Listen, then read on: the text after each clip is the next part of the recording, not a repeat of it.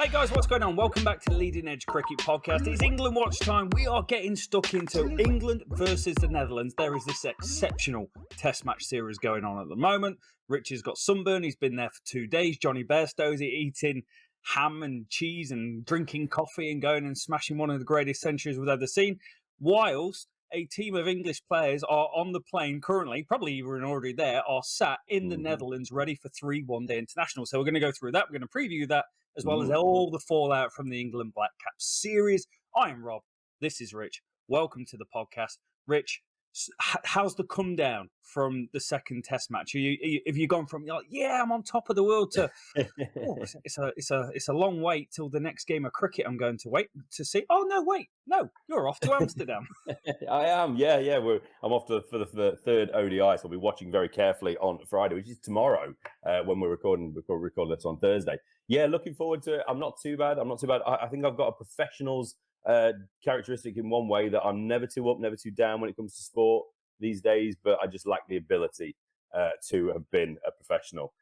So I would have coped with it, but just not been able to actually see the ball or get a wicket. But, the never too up, never too down syndrome normally comes from someone that supports a team that has probably been pretty average for a long time. You just, over time, it beats you down and accept it, like the English cricket team has. But all of a sudden, the negativity on Twitter is just completely gone and positivity rises.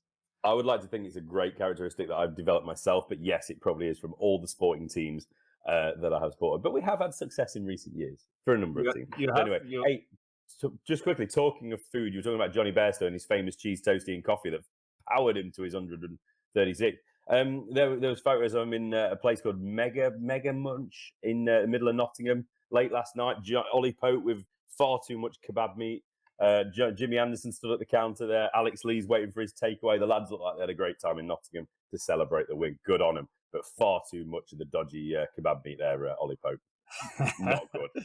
Oh, I like it, mate. And there is actually plenty of fallout going on at the moment around the Test match scene. Like, break it down for me. What's going on with the Black Caps? Let's start there, because there is movement again. They've already lost Colin de Grandhomme, and what else is going on? Yeah, we've got the notebook open here, haven't we? So Carl Jamieson, obviously we knew he couldn't bowl in the second innings. He came out to bat but couldn't field or bowl. He's returned to New Zealand, so he's out, confirmed, of the third Test. It's a back issue for the big man. New Zealand have called up Blair Tickner. Don't know much about him initially, but you look on Cricinfo and he's got a wonderful moustache. So I already am warmed up to Blair Tickner. He's come in as cover for the Seamers. Obviously, Neil Wagner is also in the squad, so you'd expect him to come under consideration for the third and final Test. A 30-year-old wicketkeeper as well, Dane Cleaver, has been called up into the Test side for the Kiwis for the first time as well, Rob, after reserve keeper Cam Fletcher. He sustained a hamstring strain whilst fielding as 12th man on day 4 of the second Test.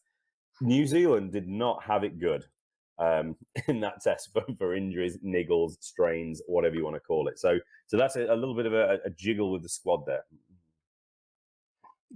A little bit of a jiggle. They are, unfortunately, going through the rigour a little bit in terms of availability. It's like having your Sunday 11 and everyone's gone out the Saturday night before, someone's got in a fight at the kebab shop and someone else is too hungover and you turn up with 9. So they're having a really hard time of it. And the guys that are there are backs against the wall. They're 2-0 down. They need to come out fighting. I think what you'll see is you'll probably see Neil Wagner come into this lineup. And I think they really missed him in that second Test match, especially at Trent Bridge. That sort of wicket, it's a ground that can, the pitch can be pretty flat, even though it does swing around and it's a lightning fast outfield. And they really missed him because there's stats that go around. And I think it was Hamish Bennett wrote an article on him on stuff down here in New Zealand. And he was essentially saying he's got the most dismissals of set batters over the last 5-10 years, most wickets with short balls, and breaks up the most 100-run partnerships during the last 10 years. So someone like that on a flat deck who can bowl overs and overs and overs would have been absolutely huge for them. And it is going to be a little bit of a shame. You touch on Tickner, and I've seen Blair Tickner play at Eden Park in a T20, I think, against Australia back in 2018. I don't think it was his finest performance. I think he went around the park. But you talk of Cricinfo, and I'm going to make sure I post this up. His mo is fantastic. But you look at Dane Cleaver, And I don't Oh know if my! you've looked at his profile He's picture. 12 years old. He's 12 years old, Dane Cleaver. It's straight from his school book. He's got the curly hair, the white teeth, little eyes. Like, well, he's a serious cricketer, mate. He's a really good Mm, cricketer. Plays Central Districts. Averages 41.14 from 66 first mm. class matches, 7 centuries to his name. A little bit out of form. He ended the season pretty poorly, actually, with not many runs at all. But overall, he's someone that's probably earned the right to get a call up at some stage. And you know what? It's coming at 30 years old for him. These guys coming in, unless something happens, I don't think they'll play. But I do find it strange when you talk about teams and you talk about Williamson, COVID, you're at the second test. Then it goes to Michael Bracewell. Like, surely more people are involved in this Yeah, unit that may potentially have COVID. Like, a lot could change over a week. yeah. I was just about to come on to that point as well. So obviously we've seen the players come in as cover for the injured players, but Michael Bracewell, as like Rob has just said, has tested positive for COVID after the second test. He's got a 5-day quarantine period now, so it's going to be touch and go, isn't it? We start on next Thursday, so a week Yeah. from today, as we record, will be the start of the next test. So he should have enough time, assuming he doesn't obviously have any issues with it, and that he can get a negative test in that time. We shall see. Apparently, a couple of members of the Kiwi backroom team have tested positive also. So that's something that we're just going to have to keep an eye on, isn't it, as we build up to the third test. It could be one of those. Cam Fletcher was a conversation piece, wasn't he, to actually come in as a batsman in the second test. So Dane Cleaver, wonderful name. He might get himself a go. You never know if it sweeps through the squad. But not great preparation. We did not expect New Zealand to come over here and struggle in the way they have. First test, you almost understand it. They didn't really have enough preparation, although they did play against a county select 11, which was, we were ill, you particularly, when that was happening. So we didn't really get a chance to talk about that. But that was such a wonderful thing that they've done. Pick inform county 11, some young players, some experienced players, get them playing against the touring side. We need more of this. So just touching on that, I thought that was just such a wonderful idea. We saw some good performers in that. So a few Notts players as well. Certainly Liam Patterson-White, who's been catching the eye this week. If England need a spinner, just putting it out there. We need a left-arm spinner that wants to try and take wickets. That's a bit harsh. Try and get it above the eye. Yeah, well, catchers. Okay. But yeah, New Zealand, you kind of understand it, how they struggled initially because they didn't have a lot of preparation. Then you think they come into the second test, they put 500 up, and you think, here we go, we're into the series. But no, England pull it out of the bag 2-0. It's not, and now off-field shenanigans. I've worked out why Kyle Jamieson is on his way back to Auckland, though. It absolutely stacks up. He's an Auckland boy. Auckland Blues, we're playing in the Super Rugby final on Saturday at home against the Crusaders. And the Blues, I've been here for 8 years, have been woeful for 8 years. And they've been worse than that for the previous 20 years. So maybe 10 years before then. So he's getting back to watch a bit of ruggers. Allegedly. Allegedly. I've worked it out. What about slow over rates, Rich? England getting a bit of a rap on the wrists. Yeah, and it's a pretty hefty rap on the wrist as well, isn't it? They've been fined 40% of the match fee, deducted 2 World Test Championship points for slow over rate. I think they were down at I can't remember what they said now. You know what? In the grand scheme of that game, that's probably the one game where you're thinking, I don't mind the slow over rates too much because that was pretty good fun. But whilst at the game, it was a ridiculously slow moving test match in a lot of ways. The final day obviously was fireworks and explosions, but something's got to be done. I know they keep changing the ball. It's like they test whether they can change the ball every 2 or 3 overs. Does it go through the hole? Does it not go through the hole? For the umpires, if you've not seen that, just watch the umpires next time. You then got them actually changing the ball, so that's all taken into account. Apparently, you wicket boundaries, etc. But England was still very, very slow. So it is something that they need to improve on. The punters aren't getting money's worth, are they? 5th day was free. You're not going to worry.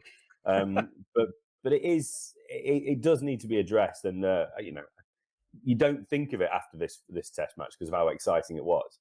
But England have got to do something about it. We don't want to be losing Ben Stokes for a game because that will inevitably will happen if we continue with this. We've earned 40 points in the World Test Championship this time around since it started, mate. We've had 4 series. We've won 1. We've lost 2. Played 14 tests, won 3, lost 7. And in that time, we've accumulated 40 points with 12 points of deductions for slow over rates. Like, we're next to bottom. We're off the bottom because we've won a couple of test matches, but talk about shooting yourself in the foot. Yeah. And you know what? This is a test match that had the most boundaries of all time in test match cricket. I would love to know how they work out all that time that should have been played, because you essentially need a running clock that's got someone stopping it every single time the ball goes out of play. Because if there's more boundaries than ever before, the fielders have had to fetch the ball more than ever before. It goes under the cover. I'm making stuff up now. It goes up under the covers, and the ground staff have got to look around for it. I'm not buying it. I'm not buying it. Yeah, but you got to remember, it was England batters that did, it felt like a majority of those boundaries. So what's the bowler's excuse? That is true. And what's Jack Leach doing? Jack Leach bowled a load of overs to try and get through it, bowling flat and fast and halfway down and nudging it around. That's probably I've finally found some logic and some reason of why he was bowling at the start of the fifth day. We needed to hurry up the over rate. That was why. That's why they over bowled him on the fourth day. I now get it. I take it all back, Ben. I can understand what you were doing now. Sorry. Going from something slow, laborious, and 12-point deduction, or however many we got in that single game, to shooting to the top. Oh, look at you refining your little handover. Joe Root, back to number one test batter. Was it ever in doubt, Rob? He's back at number one in the test rankings. Obviously, I don't think there is not. Sorry, I'm going to say I don't think. No, I'm changing that. There is not a better batsman in world cricket at the moment. Kane Williamson is off the boil. Virat Kohli, love him. He's been off it for a while now, hasn't he? He's certainly not old prime Virat Kohli. Steve Smith, Steve Smith's good. Labuschagne was number one. No, I'm sorry. Joe Root is head and shoulders at the moment. Head and shoulders number one batsman in the world. I'm not trying to be sensational, but please tell me if you think I'm wrong. He is. He's 890.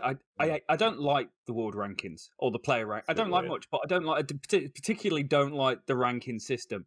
The fact that he wasn't number one before this innings is an absolute joke for a guy that has now scored 10 centuries within the last 18 months of international cricket, and no one is even close to what he's been able to achieve. And it's only now he goes to the top.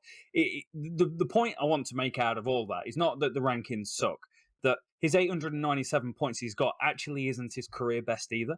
In 2015, during the Ashes, he got up to 917 points during that time, which is, I don't know, that's like the crazy sort of numbers that he's been able to go and achieve over his career. He's had a couple of really solid periods in his test match career where he's been next level. And one of them was 2014, 2015, where he was able to go it. But for all his 917 points during his last peak that he was going through, still doesn't get him into the top 20 ranking points of all time. Number one is obviously Don Bradman. And just putting this in context, Bradman got up to a record of 961 rating points. And in the history of Test cricket, no one has come that close. Steve Smith in 2018 got up to 947, which is still quite a big difference between him and the Don. So no surprises, Don at the top. But I'm surprised no one's got near, because there's been players that have had really solid 3 or 4 year windows, but nowhere near. Yeah, it's just a mystery to me, all those points. I've never really looked into how the points. I know it's on opposition and the facilities, etc. So there's all that monkeyed about, but it's just numbers. These numbers just appear. It's all magical. I'm more interested. It's great as it is Joe Root number one, but it's like, well, of course he's number one. What are you talking about? Why are you telling me that? Because he's always been number one. I'm more interested about the person that was number 50 in the world, Rob. He's now 17th, 33 places. Oh, I feel like I'm on top of the pops. Up 33 places this week to number 17. Daryl Mitchell. Yeah. And somebody, I believe it was Jonathan Young, who's been on the pod before, pointed out a canny resemblance of Daryl Mitchell with our co-host here, Robert, Bob. Daryl Mitchell, side by side. We need a picture at this point, Rob. Post editing. You know what? Stick one in there. Get a Daryl Mitchell in there. That. We can put him in the box to replace you on YouTube if you're watching it on video. I can see it. And I think it's because normally my beard's longer and I can see his beard and face shape Yeah. Very, very similar to mine. And you know what? I always looked at him and thought, what a dashing fellow. No, come on. Do you know what he doesn't have though? He doesn't have a top knot. No, he If you've doesn't. not seen the second test What do review I at the moment? podcast, go and find it out on here on YouTube. Go and have a look. Rob didn't have a hat on. He didn't have his hair like that. He had it as a damn crazy top knot. Didn't approve. It's an all-round shocking haircut. I'm going to be honest, but I think I mentioned to you before, when the price of a haircut comes down from $55, I'm going to go and get my haircut. I could be waiting a long time. Who cares about diesel and petrol prices? Exactly. Auckland's having a crisis of haircut prices. So that's the big news. The only other England bit of news that we've got, if you want to call it a bit of clearing out the notebook this week, is we've had a lot of chat about people wanting to get back into this test team already. The bandwagon is filling up rapidly. Moeen Ali's expressed an interest. He's been speaking to Brendan McCullum, talking about how he has certainly never closed the door on Test cricket. I thought he had done, but he's interested in coming back. And he's had a positive conversation, certainly about Pakistan over this winter, where England will obviously need to play 2 spinners, and they'll need at least 3 in the squad. Moeen Ali makes so much sense for that series. Personally, I wouldn't want him back in as my number 1 spinner. I think there's some young players that we need to give opportunities to in order to see what we've got. That would be the wrong move, in my opinion. But overseas, subcontinent, where we need 2 spinners, I think Moeen would be great. I think Adil Rashid as well has also potentially, made a few noises to suggest that he might be open to a return as well. So we shall see. I really do hope Matt Parkinson is on that plane over the winter, or at least one of the young spinners. I can see the logic, particularly around a Moeen Ali call-up, because England had amazing balance. When Moeen Ali was at his best, England had amazing balance in that lineup, and they had a potential top 6 player coming in at 7 or 8. My problem with Moeen Ali, and I want to make this perfectly clear, was for a long period of time, his spinning as a bowler, as a frontline spinner, was not good enough for Test match cricket. That's my take on it. His record is brilliant. Don't get me wrong. 195 wickets at an average of 36. The average is a little high. Now, I did a whole bunch of statistics around from 2012 to 2022. How did bowlers operate against top 6 batters? Because that's where you really earn your money generally as a bowler. Can you get out of these? And out of 45 bowlers that have bowled, that had taken 50 wickets, that was the criteria I used against top 6 batters. Moeen Ali was bottom of that list in average 49 with the ball against top 6 batters. That is why when I've heard talk of Moeen Ali coming back in, I've kind of gone, not as a frontline spinner. Can't be the frontline. Can't be the number 1 spinner. But if you're in that's the distinction.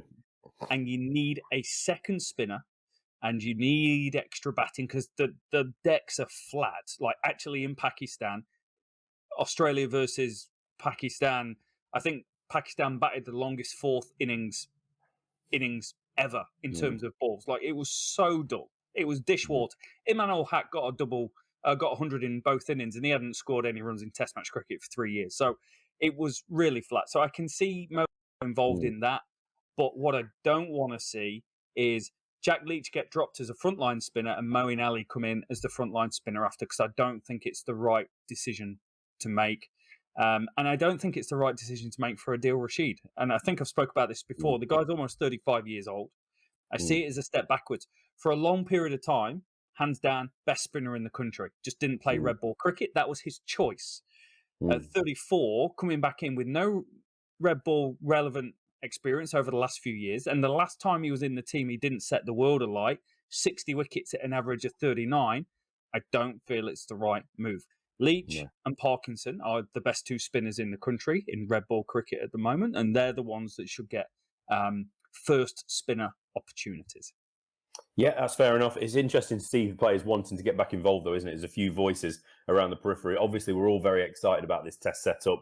We've been excited about the white ball for a while. We know how good England have been in both the 50 over and the 20 over. Test match, suddenly everybody's interested. Everyone's excited. I'm going to mention him this week, Rob. You always crowbar a mention into the KP. Even he wants a job, funnily enough. Oh, me. Oh, does he? KP's talking about how coaches need to not worry about losing jobs and stuff. So if they need any help, I'm here, says Kevin. There's always an ulterior motive for Kev. I'd hire him as well. You can go and wash the pots or something. Not even to play cricket, just to be here. Just to wind me up. You can come and deliver some projects with me, Kev. I'm sure you'll love telecommunications, mate. He'd franchise it, mate. He'd sell it off. He'd franchise it. I'm all in on it. Whatever Kevin's doing, I'm all in on it. Great guy. So it is exciting, and we can't wait for that third and final test. It's going to be fun, but England have already won the series. It's been a long time since we've been able to say that. Rob, let's get across the water. Let's get across into Holland, Netherlands. We're in Amsterdam. We're in Amstelveen, to be precise. It's not Where a V, is that? Is that actually in Amsterdam? Yes, it's just a suburb south of Amsterdam, or south-ish, depending on which way you've got the map up. That's how I work out the compass. Just depends which way you hold the map. The south is that way. It's not how it works. It's like a 30-40 minute bus ride from where we're staying, I think. So yeah, really looking forward to it. It looks quite a picturesque setting. England are there already. Matthew Mott, the new head coach, who we've not had a chance to speak about, the Aussie who took the job. He of Australia ladies, Australia women's, who's had a long and very, very successful career coaching them. Also, he was up for the Australia job. He went for the job. He interviewed for it before Andrew McDonald got it. He didn't think he had much of a chance because obviously Andrew McDonald was already an assistant. So, but then apparently the company that was doing the interviews, the process, should I say, they were also doing the England job. So he worked his way into that conversation as well. So interesting how these things work, isn't it? It's very much a who you know, how you get jobs for England at the moment. Straussy knew Rob Key. Rob Key knew Brendan McCullum. You know, we should invite him onto the podcast, mate. We might get a job. What do you make of Mott I know very little about him. So far, he's been quite deferential to Owen Morgan, as you'd probably expect. It's almost felt like Owen Morgan has been in charge of the white ball setup for a few years now. Obviously, as a captain, Owen Morgan is incredibly successful. He's very talented as a captain. He's very important as a captain. I've always had my issues off the field. There is a personal vendetta he has towards Alex Hales, one of the finest white ball players in world cricket, in my opinion. And he still can't get a game. He's still getting punished repeatedly for something that happened many years ago, which he rightly served a punishment and a ban for. But the fact that he's not allowed in, it will always just overshadow Morgan's achievements in my eyes. So he's deferring to him. He doesn't want to get involved too much at the moment. He's going to tinker around the edges a little bit, but it's going to be a bit of a viewing brief, isn't it? The only thing he has really pointed out, for this one in the interview yesterday on Sky, was that death bowling. There's an opportunity for seamers out there for the death bowling in the 50 overs. And he spoke about it. It's like, I'm waiting for someone to step up, basically. So it's interesting what his initial focus is. It's quite an experienced batting lineup. We'll get into the squads in a sec. I don't know how much he's been involved in the squad even. I think Morgan's probably had more of a say than Mott. It's Morgan's gig. It even when really is.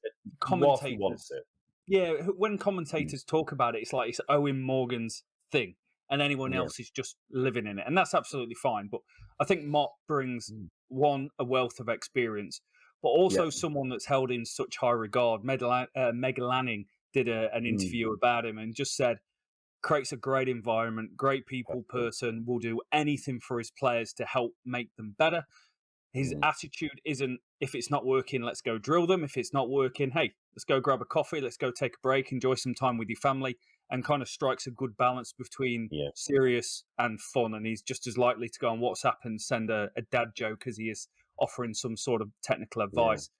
Some things that struck me when I was looking through, one, he came in under Bayliss when he was at New South Wales, and then when he took over from him first year, went and won the Sheffield Shield. And 2013, Glamorgan got to the Pro 40 final and lost to Notts. I think you might have been there that year. Was that in Lord's final? A Lord's final, 2013. Yes, I was. Yeah, I've been to both of those. So he was coaching Glamorgan then. Glamorgan wicket-keepers come forward and said, best coach I've ever worked under.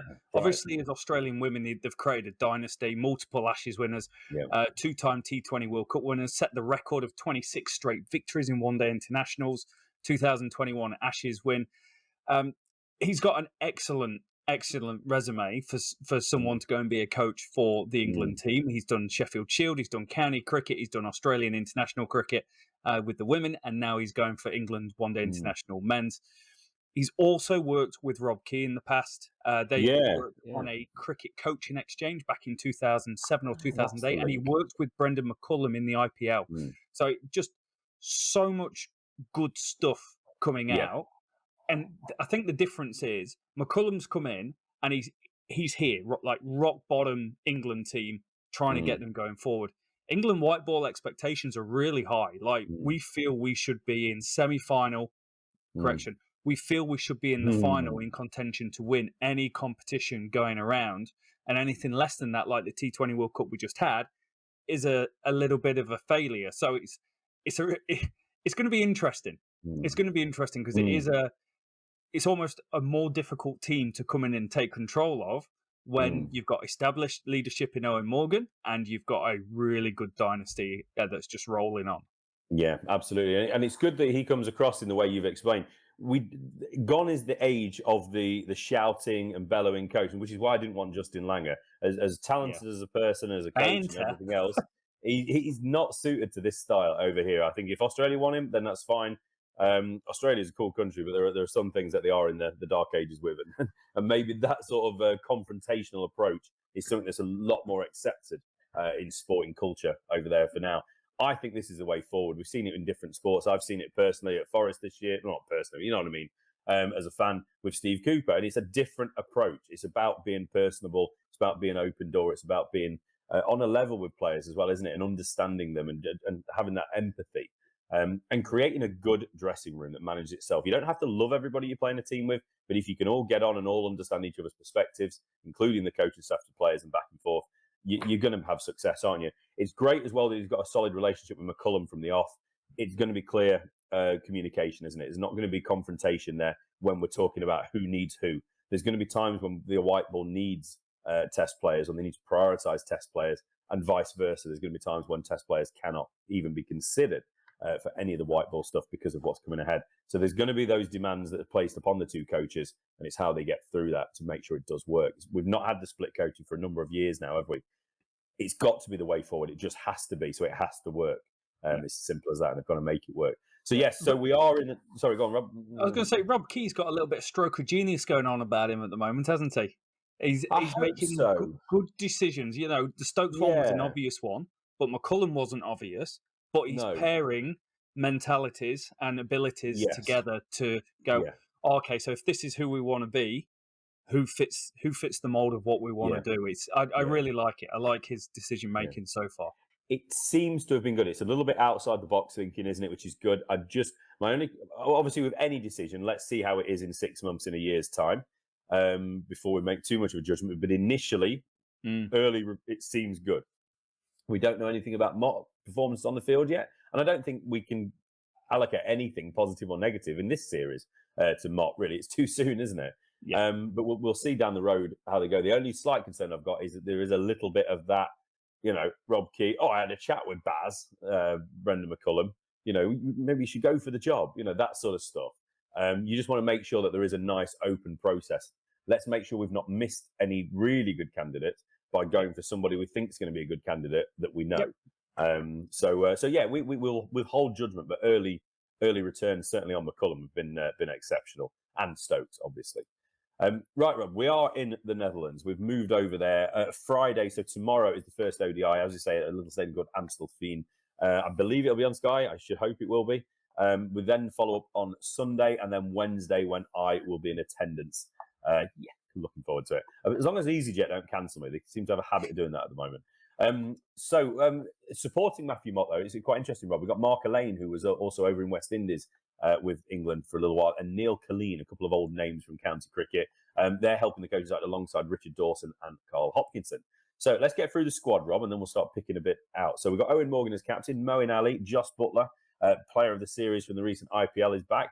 Bryden Cast from Durham, Sam Curran, Liam Livingston, Dawid Malan, David Payne, Adil Rashid, Jason Roy, Phil Salt, who you could class as the second wicketkeeper in this as well, Reece Topley, David Willey, and Luke Wood. So before I let you jump in, Rob, big takeaway from this squad has to be, well, apart from a few notable absentees at the back department, which I'm going to get onto, is that England really love left-arm seamers. We have 5 of them, Rob. 5. Love 5. Luke Wood, absolutely. Luke Wood's getting his first international call-up. David Payne also. You'd expect he's in line for an England debut. The others obviously being Sam Curran, Reece Topley, and David Willey, who's just announced he's going to be rejoining Northamptonshire next summer after spending 8 years with Yorkshire. I'm not going to speak anything today about his underwhelming little statement he put out. Bryden Cars, the 21-year-old big fella from Durham, is strangely the only right-arm seamer in this squad. So what do you make of the squad first, Rob? And what do you think of this new obsession with let's get some variety in the attack and left armers? Yeah. And then we go, oh, hang on a sec, we've only got left armers in the squad, so where's the variety? Yeah. We did it in the West Indies in the T20s, didn't we? We had David Payne and I can't even remember who else was in, but we had one game where we had 3 left armers playing in the same game, and I was like, this is getting a little silly.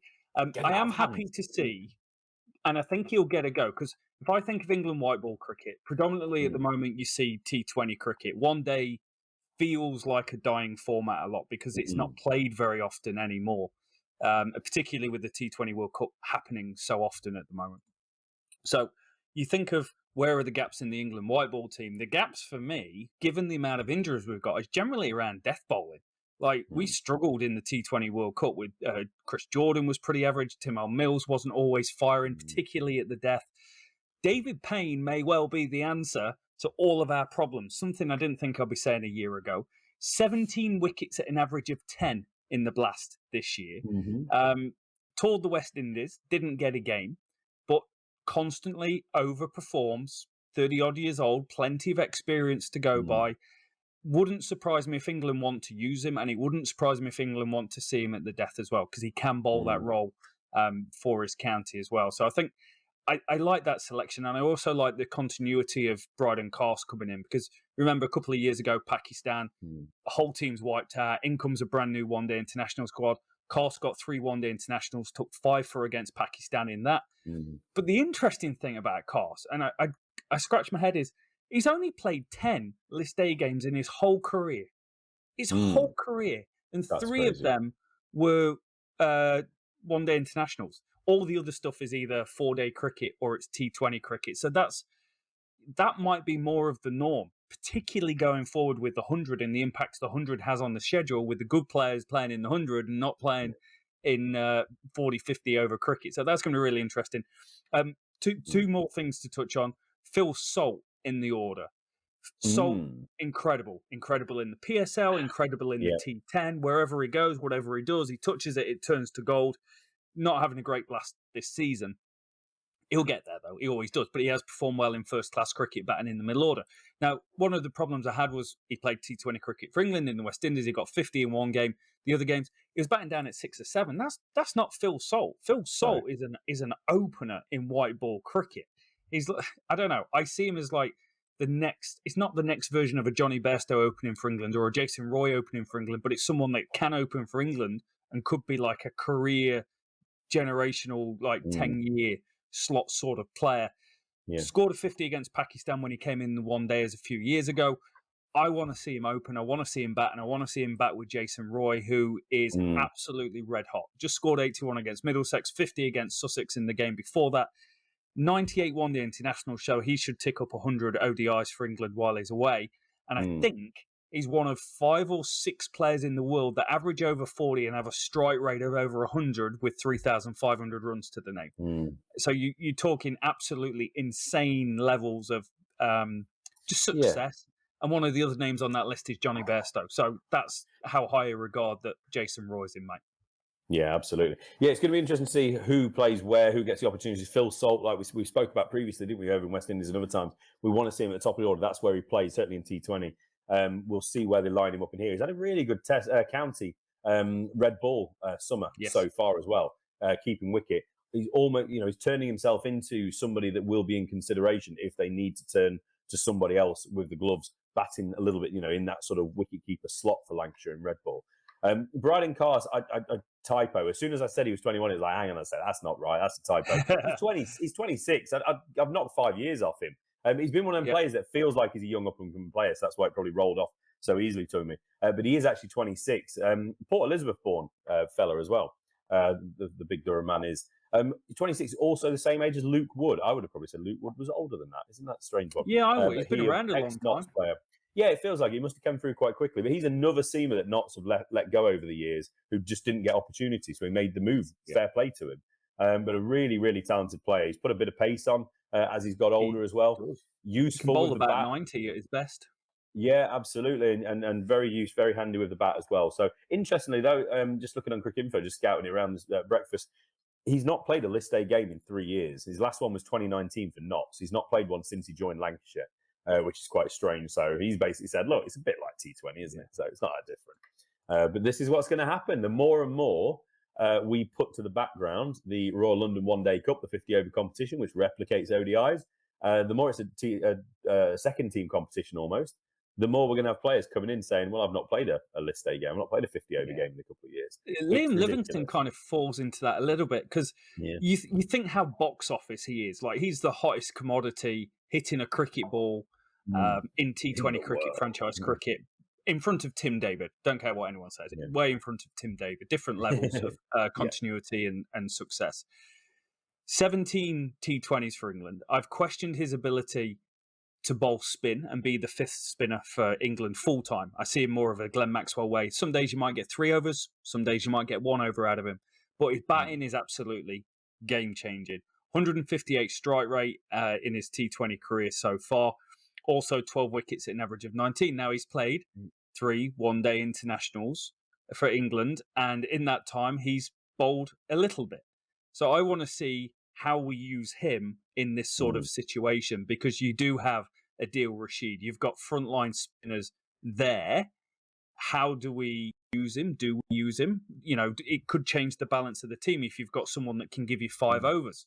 Then it's like, oh, okay, so maybe it changes our selection policy, because if we've got someone else that can offer us 5 overs, it completely changes the dynamic. So those overs from Livingston, I think, is going to be key. And also where we bat him. Do we bat him high up and let him get in? Or do we just see him coming in for the last 15 overs and going bang towards the end? Yeah, it's interesting. It's a new set. You know, Mott will have his own ideas. Morgan will have, obviously, his ideas, as he always does. But it will be interesting to see how they shake out and who gets opportunities. It's only a 14-man squad, so you would hope and expect that everybody gets a game. We had the situation a couple of summers ago where or it might have even been last summer, where we had a squad with younger players coming in, and they just didn't play. They didn't get an opportunity. So I hope that's not the case with this one. Absentees, Rob. Matt Parkinson, he's not involved. I thought he might be involved. James Vince, Liam Dawson, they've been involved. Tom Banton, they've all been involved in white ball cricket recently. But for me, looking at the batting, I'm not saying the batting's light, because it's quite an impressive batting card. There are question marks over Morgan. This is not me being personal with Morgan, but there have been concerns over him with his batting ability for quite some time now. Captaincy, he's almost in the team on his own, but he said himself that he needs to be in the team as a batter and earning that spot as a batter. So it is time that Morgan started performing to make sure that those conversations go away. What about Harry Brook? What about Ben Duckett? And what about Sam Hain of Warwickshire?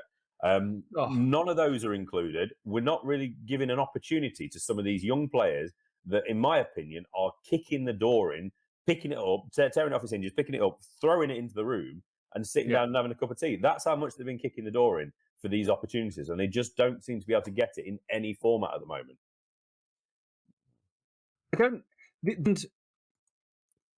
You know, and this might come back to bite us. We've been so successful for 7 years. You know, I was there at the 2015, but when we got bowled out for 70 against New Zealand, and they knocked them off in 6 overs. What was McCullum went nuts. Southey took 7 for. We're a completely different unit then, and it is such a close shot. You have got to be absolutely next level elite to leapfrog someone to come into the best white ball team in the world. Pretty much, you know, you can argue South Africa at times might have been better, or India, or Australia, but I think generally most people would look at England white ball over the last 7 years and say we're probably the best. And Sam Hain is one of the harshest omissions that could be going on anywhere. He's in insane red ball form. I think he's just scored. Did he score 2 double hundreds or something crazy like that before? Yeah, he did. Oh no, 102 not out and then 109 not out. He's gone on and played in the Blast. He scored runs in that. He scored 100. In fact, he scored 100 in his last 3 county championship games, Rich. That's how good a form he's in. He averages 59 in list day cricket from 58 games. Like, maybe the game's changed too much, but if you want someone that can come in, knock the ball around, build an innings and give you a platform, I don't know why we keep looking past him. And he's 26. Yes, there's time on his side. But to score that many runs and get out that little seems unusual. And Harry Brook as well, who, like, as a white ball player, you could have looked before this summer and said he's more a white ball player than a red ball player. In fact, I did. I turned around and That's said where he had his opportunity, wasn't it? Yeah, exactly. And he's been doing really well on the franchise circuit, but he can't get a gig. It's interesting. Sorry. Yeah, I was going to say it's a short squad, isn't it? Only 14 players there, and there doesn't really feel like there's much cover in the batting department. They might go with all of the batters there, if you're classing Mo and Ali as an all-rounder, or they might go with 5 out of the 6. But it just feels like it's missed an opportunity. Ben Ducky, he's got himself 145 or 130 odd balls in the last 4-day game. He's got 200s and 5 half centuries this year. All of them. He's one of the leading run scorers in county cricket this year, as is Harry Brook. Sam Hain, like you said, is performing so well in all formats. It just seems like we've missed an opportunity to at least get one of those young guys in there. A little bit of continuity, get to know the coach, let the coach get to know one of these young players. But we just see, I don't want to say it's a closed shop at the moment. It just doesn't feel like they're opening things up to the next batsman. I'm just going to play devil's advocate here, but perhaps one of the people that had a say in this doesn't want to see these impressive young players in the squad just yet, because there is somebody who is part of these decisions that maybe realises that someone probably should be in the team ahead of him. Owen Morgan, I'm talking about. I think it's been like it a long time in the England shop. We're so good. Yeah. It's hard to get a game. But Sam Hain is the one. He's the one you would have gone for. List A cricket. I think Sam Hain's problem in List A cricket, averaging 59. I think his problem averaging 59. He's probably not quite as dynamic a hitter as the guys that get picked ahead of him. And that's it. Average doesn't matter depending where you're batting in the order. It's, how many balls can you face? What's your strike rate looking like? What damage can you do? And maybe he's a little bit too old school. 15 years ago, you've got the English version maybe of a Michael Bevan or something like that. But very, very tough on him. But it's an interesting one for England. Like, they've played some ODI cricket. They lost to Australia, they lost to India, they beat Sri Lanka and they beat Pakistan, and they lost to beat Ireland 2-1, but they lost one of the games. Paul Sterling scored a ton. So it's not all sunshine and rainbows in one-day international cricket. No. And you know what? If we have a terrible 2023 World Cup, the cries of we don't prioritise one-day international cricket or one-day cricket in England will go through the roof. But I'm not being pessimistic. I am being pessimistic, but I don't want to. Yeah, no, absolutely. Right, let's get on to who we're playing, because I think a lot of people want to know who we are playing. The Netherlands squad, captained by Peter Seller. I'm going to hammer some of these names. Some easier than others. Scott Edwards, the wicketkeeper, thank you. Musa Ahmed, Shariz Ahmed, Logan Van Beek, Philippe Bosseveen, Tom Cooper, big name recall, the Aussie, Oren Dutt, Clayton Floyd, Vivian Kingma, Frederick Klaassen. He might only be in for the third ODI, I've heard, because he's got commitments in the T20 for Kent. Ryan Klein, Baz de Leader, Teja Nidamanaru, Max O'Dowd, Tim Pringle, Vikramjit Singh, and Shane Snater. So the big news for Netherlands is the recall of veteran Aussie Tom Cooper. This is going to be his first ODI appearance, Rob, in over 9 years. Very, very well experienced player. 36, I believe he is now. Shane Snater and late bloomer Frederick Klaassen, they're very well-known county players now. But as I've said, T20 commitments, they might be that both of them are limited for this series. We shall see. Tim Pringle, interesting name, 19-year-old bowling all-rounder, son of ex-New Zealand international Chris Pringle. This is his first call-up for him. He's following that path of fellow Kiwi Frederick Klaassen in moving into the Dutch setup. Just before, I know you've got some players, some interesting information, but Frederick Klaassen has been interviewed. I had a little chat with Cricket Info. He picked out a few players that we should be keeping an eye on. So he highlighted 2 19-year-olds. Vikramjit Singh, stylish opening batter apparently, and Oren Dutt, off-spinner, who dismissed Nicholas Paran 3 times in the 3 ODIs they played recently at the same venue against West Indies. He has high hopes as well for Baz de Lead, the 22-year-old all-rounder. Klaassen said he's the thing thing coming through Dutch cricket at the moment. He's got S***T load of talent. He could really go to the top. feel that was how I read it from the page. So Cricket Info doesn't like anyone saying that word. So yeah, I think it's an interesting squad. I'm really looking forward to getting to know some of these players. We know some of the names, we know some of them from performances, but we haven't seen a lot of these guys, and especially the young players, the trio of 19-year-olds that will get some game time as well. Really interesting squad. They do. Cricket's a funny one in Holland. It's actually quite big. Like Amsterdam Cricket Club host a whole plethora of really good, talented overseas players. There was a rain break over here during one of the test matches, and the guys were just talking in the studio. And I can't remember exactly who it was, but it was ex-Black Caps guy, and he was talking through playing cricket in Holland in the 90s and how good the standard was. So many overseas pros, so many expats living, or expats from different countries living over there. And, throwback, and I did tweet about it, and some people saw it, was Lyndon Joseph was the fastest bowler in the Nottinghamshire Premier League year in, year out. He was rapid. And they were talking about playing in Holland on these straw-type wickets, which I don't exactly understand. I need to Google some of that. But they said there was one bowler who everyone was petrified of, and it was Lyndon Joseph, who played for the West Indian Cavaliers in Nottinghamshire Premier League. And now, if you know Nottinghamshire Premier League cricket, they historically have had Saqlain Mushtaq Ahmed, Alex Tudor, Philip de Freitas, Usman Afzal, Bilal Shafayat. Like, all these guys have played for them over the years. And it was quite interesting hearing, to me, it thrown me back to living in England, kind of going, oh yeah, I remember seeing him play for the West Indian Cavs one day. But going into some of the players that's going on, one that's particularly, I'm going to struggle with this name, Teja Nidamanaru,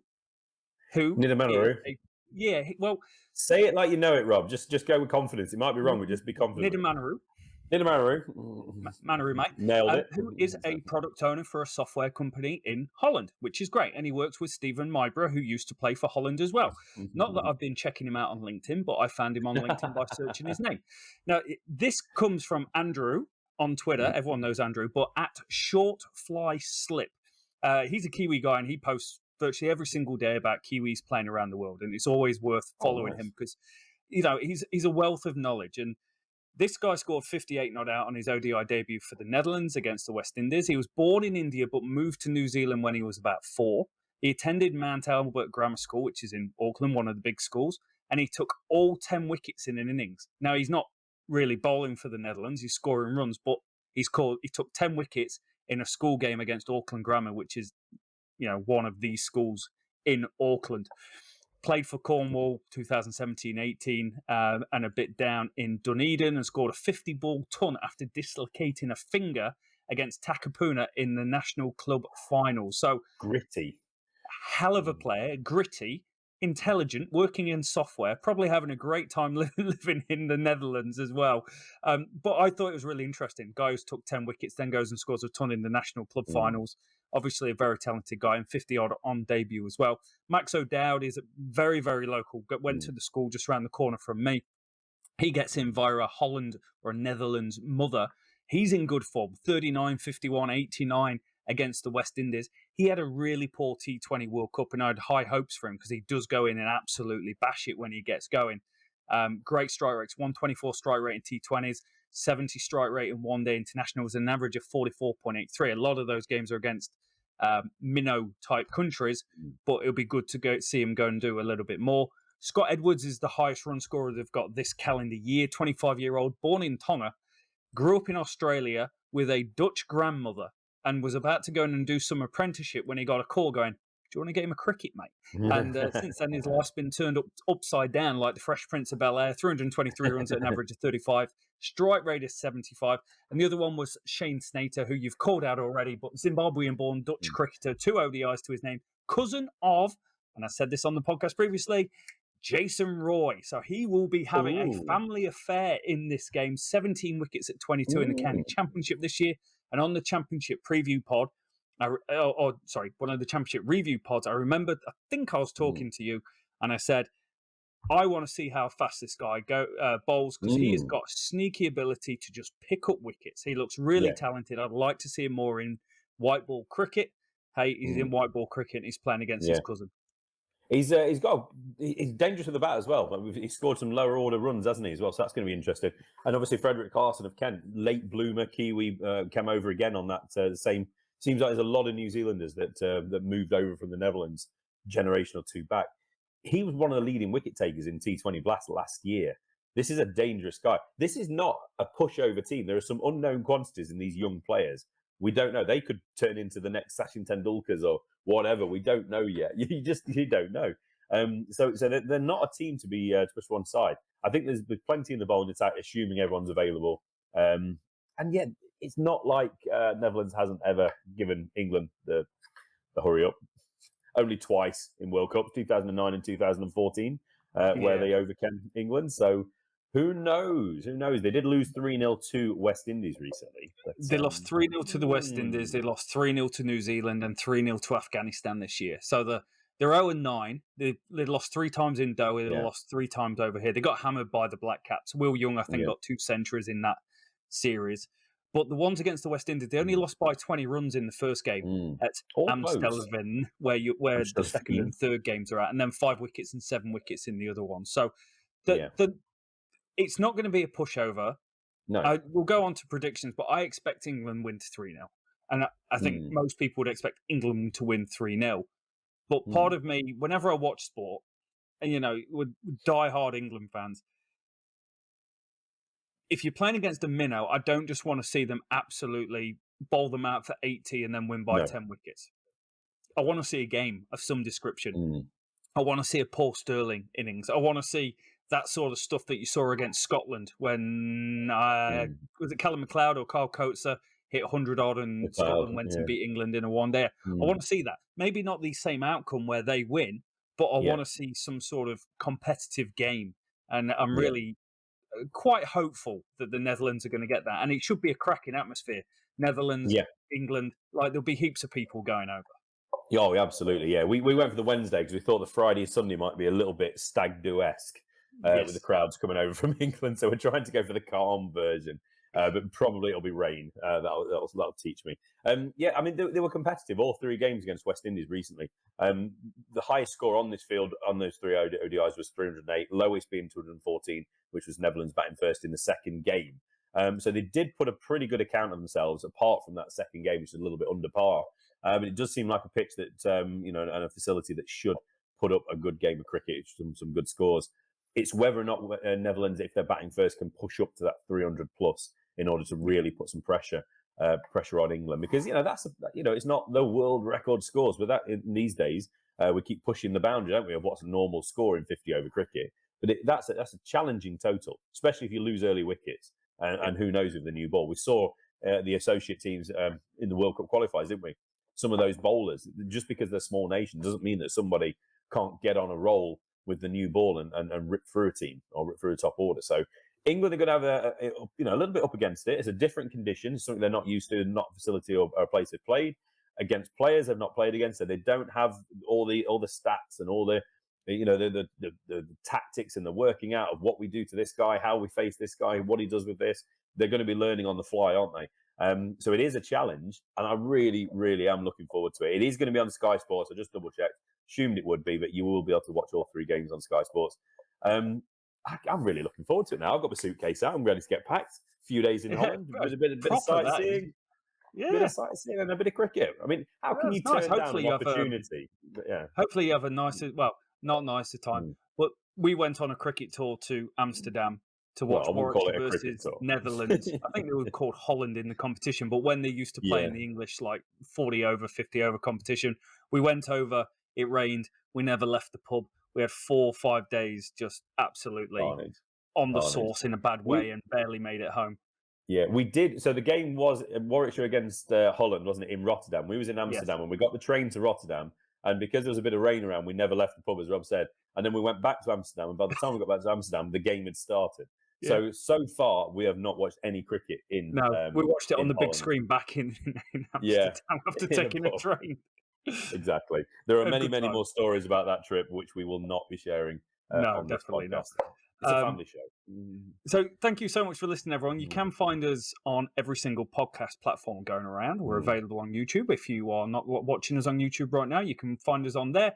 We're nearing on 1,600 subscribers. You can find us on TikTok and you can find us on Twitter at Leading Edge Pod. So have a great weekend, everyone. Enjoy the cricket. Rich, enjoy Amsterdam. We'll be back next week ready for a review of the Amsterdam tour that Rich has been on with his missus, and we'll find out how much cricket they actually got to see. Thank you for listening.